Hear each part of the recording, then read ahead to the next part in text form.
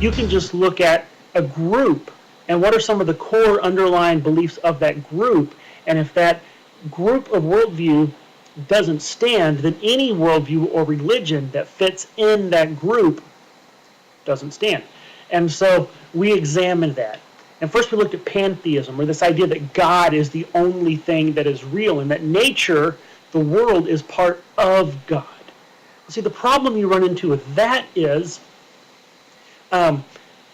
everything that we can tell and we can know indicates, or strongly indicates, that the universe, nature, had a beginning. And so if God is nature and nature is part of God and nature had a beginning, then God had a beginning. But God is eternal. What made God? So if nature had a beginning, but nature is really just part of God, that means God had a beginning. So where did that come from? Whatever began God would then be the ultimate. It would be God. Also, you run into this problem of knowledge. How can you know anything? See, we gain knowledge through our senses. We read something, we see something, we hear something, we learn something, we experience the world around us.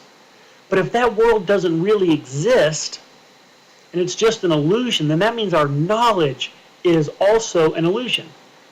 Well, if you can't know anything for certain, how can you know that the world is an illusion?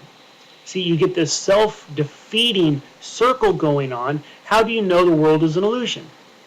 Well, I can't, because I can't trust my senses. Why not? Because the world is an illusion. Well, how do you know the world is an illusion?